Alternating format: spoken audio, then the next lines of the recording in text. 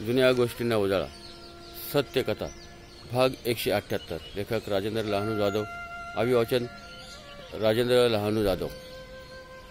शिर्डीमधील बरेचसे हॉटेल अशी होती की ती कायमस्वरूपी रोजचे रोज दान धर्म करत असे, महाप्रसाद बनवत असे, जेवण बनत असेल, नाश्ता बनत असे आणि ते हॉटेलसमोर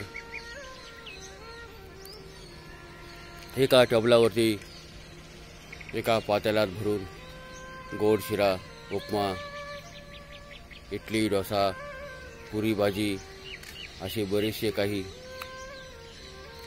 ते बनवून ठेवत असत. आणि जसे जसे भक्त येतील, वाटसरू येतील, येणारे जाणारे येतील, त्यांच्यासाठी ते ठेवलेले असायचं. तिथे एक व्यक्तीला उभे केलेले असायचे.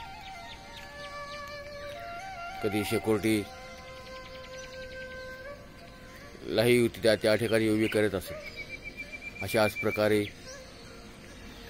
सेवाधाम म्हणून एक हॉटेल होते. त्या हॉटेलमध्ये बरेचसे खाद्यपदार्थ बनवून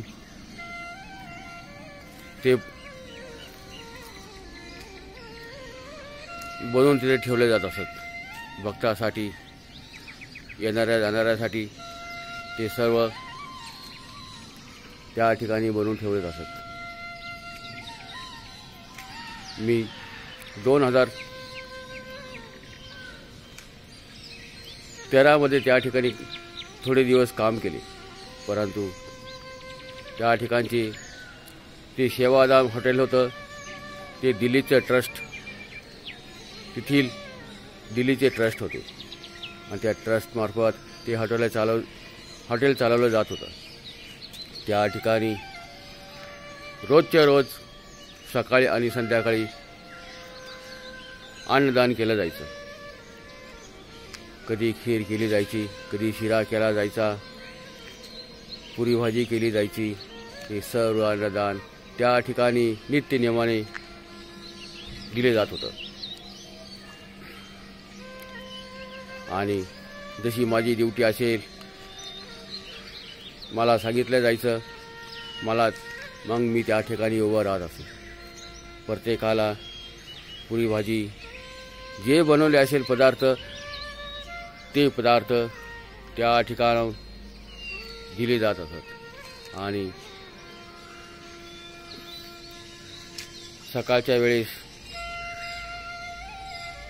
चहा नाश्त्याचाही त्या ठिकाणी आयोजन असायचं. भक्त लोक यायची, येणारे जाणारे, जे ड्युटीवर जाणारी गरीब लोक त्या ठिकाणाहून नाश्ता घेऊन जायचे. प्रत्येक हॉटेलमध्ये काही ना काही दिलेले असायचं, ठेवलेलं असायचं. मी बरेच हॉटेलमध्ये सिक्युरिटी रक्षकाचे काम केले. त्या ठिकाणी बऱ्याच ठिकाणी